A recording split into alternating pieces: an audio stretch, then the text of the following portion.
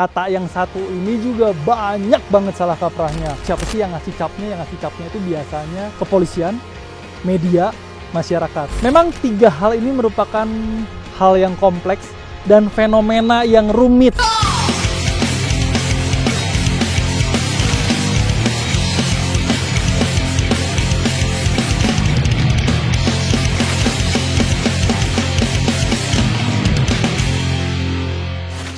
Yo, let's analysis.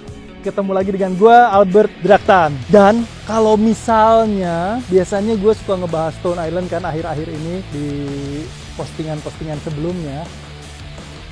Sebenarnya ada beberapa kata yang bisa disebut identik lah dengan Stone Island ya. Itu ada 3 kata. Casual, hooligans, dan ultras. Atau kalau dalam bahasa Inggrisnya, ultras. Kalian pasti penasaran. Sebenarnya gitu ada apa sih dengan 3 nama ini? Tapi ada satu hal kecil yang gue mau jelasin, bahwa ternyata banyak yang masih salah kaprah atau belum tahu dengan sebenarnya apa sih itu casual, apa sih itu ultras atau ultras ya, dan apa itu hooligans. Bahkan masih ada yang menyangka bahwa oh kalau ultras harus nyanyinya pakai bahasa Italia doang, kalau casual harus nyanyinya pakai bahasa Inggris doang. Makanya supaya kalian nggak lagi salah paham, supaya kalian nggak lagi bingung, kita bahas, kita bedah secara highlight aja dulu ya. Dan seperti biasa, pantengin terus YouTube-nya Albert Draktan. Stay tune! Di pembahasan yang pertama, kita akan mengupas mengenai hooligan. Atau kalau misalnya secara attitude-nya, secara behavior-nya, secara tingkah laku, secara keyakinannya disebut hooliganism. Nah, banyak dari masyarakat ya yang menganggap atau menyangka bahwa hooligan ini adalah nama kelompok. Jadi si hooligannya itu sendiri udah menjadi nama kelompok, padahal sebenarnya bukan. Padahal hooligan ini adalah bisa disebut sebuah cap lah ya, yang pada perkembangannya cap ini menempel pada supporter sepak bola yang kerap melakukan tindakan kriminal. Jadi kalau misalnya kalian ingin tahu siapa sih yang ngasih capnya, itu biasanya kepolisian, media, masyarakat. Seperti itu. Sedangkan tindakan kriminal yang dilakukan oleh hooligans itu sebenarnya bukan hanya terbatas kepada perkelahian antara sesama supporter doang. Jadi mungkin banyak di antara kalian yang menyangka bahwa hooligans itu hanya ngebahas berkelahi gitu dan hanya melakukan berkelahi gitu, padahal sebenarnya enggak. Itu mulai dari ujaran kebencian misalnya, atau pelecehan seksual, atau misalkan pencurian, baik dengan pemberatan ataupun enggak. Maksudnya dengan alat, dengan benda, atau dengan kekerasan, dan masih banyak hal lainnya. Itu semua juga termasuk ke dalam hooliganism. Jadi semua tindakan pidana yang dilakukan oleh supporter sepak bola atau atas dasar sepak bola atau dalam konteks menonton sepak bola, itu udah pasti sebuah tindakan hooliganism. Jika kita melihat ke sejarahnya, hooligans ini sudah ada dari sejak 1745 sampai sekitar 1899. Jadi kalau misalnya nanti kalian ingin tahu kayak gimana sih detail sejarahnya, akan gue bahas lebih lanjut di postingan yang berikutnya. Tapi setidaknya sekarang kita akan membahas dulu bahwa kalau misalnya kita fast forward ke zaman sekarang, hooligans ini sekarang ini lebih cenderung identik dengan jati diri rivalitas antara sesama supporter. Itu mulai dari melakukan tindakan kriminalnya, itu mulai dari open fight ya atau tawuran, dan bukan hanya janjian untuk berantem atau range fight, tapi juga sampai ke tindakan intimidasi yang bisa kemudian berujung kepada penculikan, bahkan hingga pembunuhan. Tindakan-tindakan ini sekarang ini jadi seakan-akan dicap oleh masyarakat umum ya, yang nggak ngerti sepak bola terutama. Mereka banyak yang ngecap bahwa oh kalau supporter sepak bola itu udah pasti seneng berantem atau seneng ribut atau istilahnya selalu melakukan tindakan kriminal. Padahal sebenarnya nggak demikian. Jadi kalau misalnya kita mau fair, juga ada banyak supporter sepak bola yang mendukung tim kesayangannya, tim kebanggaannya dengan sportif, secara positif. Jadi tidak bisalah kita mengeneralisir bahwa semua supporter sepak bola adalah pasti pelaku tindakan kriminal atau disebut juga dengan hooligans. Dan yang satu lagi tidak kalah pentingnya adalah ini. Ada banyak orang atau mungkin ada beberapa orang yang sempat memberikan statement bahwa seorang hooligans itu udah pasti dress code-nya adalah jaket Stone Island dan sepatu Adidas Originals. Jadi saya jelasin ya bahwa sebenarnya tindakan kriminal itu bisa dilakukan oleh siapapun. Mau setelannya gembel, mau setelannya nyeker, mau compang-camping, mau setelannya pakai jersey, mau setelannya pakai atribut timnya, atau mau setelannya pakai Stone Island, pakai Adidas, dan sebagainya. Itu semua orang bisa melakukan tindakan kriminal. Jadi ini satu counter yang harus dilakukan ya, supaya si generasi muda Indonesia ini nggak salah ke depannya. Bahwa hooligans itu bukan, atau salah banget ya kalau misalnya ada statement hooligans itu dress code-nya Stone Island dan Adidas. Pembahasan kata yang kedua adalah casual. Nah, kata yang satu ini juga banyak banget salah kaprahnya. Mulai dari banyak yang menyangka casual dalam bahasa Inggris, mereka ngelihat di kamus. Terus banyak juga yang menyangka bahwa casual adalah casual itu sendiri ya, adalah langsung otomatis sebuah nama kelompok. Sampai wah banyak lah, atau cara berpakaiannya terus harus kayak gimana. Itu salah kaprahnya banyak banget untuk yang satu ini. Yang pasti si subculture yang satu ini sebenarnya adalah satu subculture yang muncul di akhir 1970-an dan awal 1980-an di Inggris atau Inggris Raya ya, Britania Raya. Dan bisa dikatakan bahwa subculture yang satu ini, si casual atau T-race casual atau football casual ini, memang bisa kita katakan adalah sebuah fashion subculture. Jadi memang satu kultur tandingan, satu kultur yang menabrak si budaya besarnya dan membahas mengenai fashion. Jadi memang casual itu dalam pengertian T-race atau football casual memang bukan membahas mengenai way of life, atau memang bukan membahas mengenai si passionnya supporter terhadap timnya misalkan, bukan, tapi memang mengenai fashion. Dan jika misalnya kita berpacu atau kita melihat kepada si casual itu sendiri, kalau misalnya kita perhatikan zaman sekarang ini, kalau misalnya kita ingin menempati satu tribun khusus misalkan bersama dengan teman-teman casual yang lain, boleh nggak sih? Boleh aja. Atau misalkan tidak ingin bergabung dengan teman-teman yang lain dan ingin sendiri misalkan, boleh nggak sih? Boleh aja. Atau ingin gabung dengan official supporter clubnya misalkan, boleh nggak sih? Boleh aja.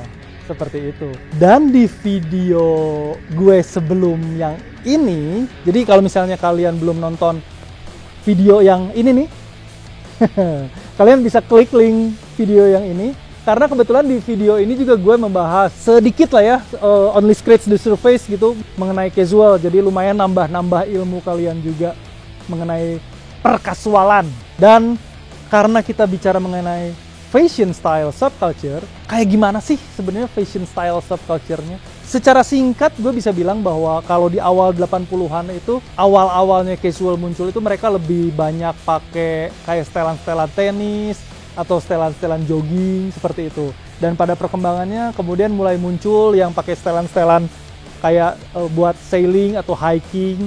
Dan pastinya jangan lupa ya, brand yang dipakainya itu mereka adalah brand-brand mahal dari Eropa. Ini satu hal penting, bahwa casual tidak berarti harus pakai Stone Island dan sepatu Adidas Original. Jadi sama seperti yang barusan hooligan, casual juga tidak berarti harus pakai Stone Island dan harus pakai sepatu Adidas Original. Dan topik bahasan kita yang ketiga adalah mengenai ultras. Kalau dalam bahasa Italinya ultras, kalau dalam bahasa Indonesianya ultras. Tapi kalau dalam bahasa Inggrisnya, ultras bacanya. Jadi semuanya oke-oke aja, kalian mau ngomong ultras atau ultras. Kata yang satu ini, kita harus paham dulu bahwa sebenarnya kata ultra itu sendiri atau kata ultra itu sebenarnya nggak langsung automatically nyambung dengan sepak bola. Sama seperti casual. Maksud gue dalam artian nggak langsung automatically disebut sebagai satu nama kelompok. Jadi ultra ini kalau dalam katanya sendiri artinya itu berarti dia lebih super ekstrim gitu dibandingkan yang lainnya. Misalkan contohnya kayak UHT gitu ya, ultra high temperature. Itu berarti bikin pengemasan susunya itu lebih ekstrim daripada VHT, very high temperature. Sebenarnya kayak gitu. Jadi sesudah kita tahu bahwa apa sih arti dari ultra atau arti dari ultra, maka kini kita bisa bahas mengenai si ultras itu sendiri. Ultras adalah jenis kelompok yang mengklaim diri dan juga dikenal, tentunya dianggap oleh masyarakat sebagai satu kelompok yang memang bisa membangkitkan semangat dan membangkitkan suasana atmosfer di tribun.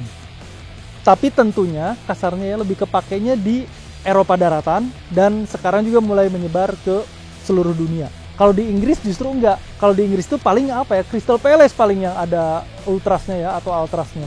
Kalau yang lain itu kalau di Inggris mereka itu lebih seneng yang kayak bernyanyi langsung aja gitu tanpa ada kapo, tanpa ada majornya gitu, tanpa ada dirijennya. Dan kalau misalnya mengenai kritik atau misalkan kedekatan dengan manajemen dan atau dengan pemain, terus misalkan ngasih masukan, ngasih kritik atau ngasih kayak dalam tanda kutip kayak tamparannya kelompok-kelompok ultras di seluruh Eropa terutama, mereka juga memang banyak yang memberikan seperti kayak masukan atau kritik atau pendekatan terhadap tim, terhadap pemain, terhadap manajemen.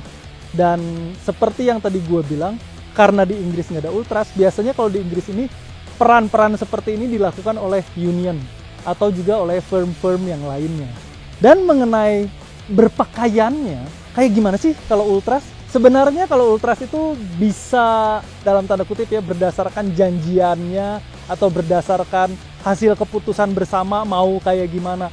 Mulai dari bertelanjang dada, ada yang janjian pakai t-shirt yang sama dengan desain yang sama, ada yang berpakaian semuanya serba hitam-hitam, dan ada juga yang janjian no face no name, misalkan pakai balaklava atau pakai kupluk itu istilahnya, atau pakai penutup kepala apapun, mask, dan banyak lagi.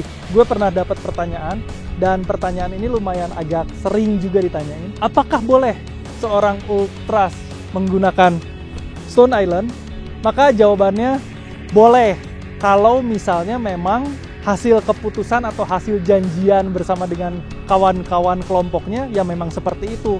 Misalkan contohnya kayak gini, oke kita janjian ya pakaiannya semua serba hitam-hitam, tapi brand yang dipakainya bebas, misalnya pakai The North Face warna hitam dan atau brand-brand lainnya, tapi semuanya janjian serba hitam kayak gitu. Jadi sah-sah aja, boleh aja kalau misalnya memang itu sesuai dengan hasil kesepakatan bersama.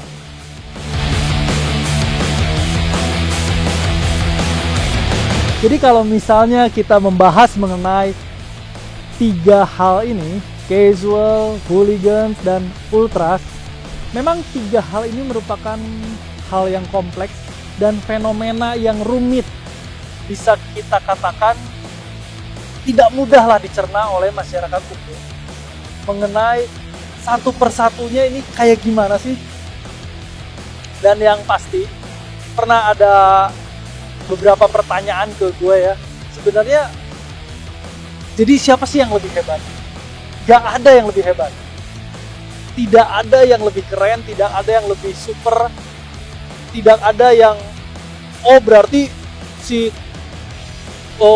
kelompok gitu ya yang ultras misalkan lebih hebat daripada casual. Enggak, atau begitu juga sebaliknya, yang casual juga bukan berarti lebih hebat daripada ultras karena atau hooligan gitu ya. Enggak, ini tiga-tiganya adalah sesuatu yang sudah terjadi di sejarah sepak bola. Jadi mari kita nikmati, mari kita selami, dan bagaimanapun juga kita nggak akan pernah tahu masa depan. Mungkin aja 10, 20, 30 tahun lagi 40-50 tahun ke depan, kita nggak akan tahu bakal muncul fenomena baru apalagi. Jadi tidak ada yang lebih hebat atau tidak ada yang lebih super. Dan ada juga yang pernah nanya ke gue, kayak mereka bilang kayak gitu. Jadi sebenarnya berarti passion itu harus before fashion. Nah, sebenarnya bukan mengenai masalah passion before fashion, bukan, tapi passion with fashion. Karena bagaimanapun juga sehari-harinya kan kita juga berpakaian, kita menggunakan baju. Jadi gak ada lah passion before fashion, yang ada itu passion with fashion. Karena nih gue percaya bahwa kita semua punya passion yang sangat besar. Sampai ketemu lagi di video berikutnya. Stay tune karena gue akan membahas lebih detail lagi mengenai satu persatunya antara si hooligans, casual, dan ultras ini, supaya kalian gak penasaran. See you!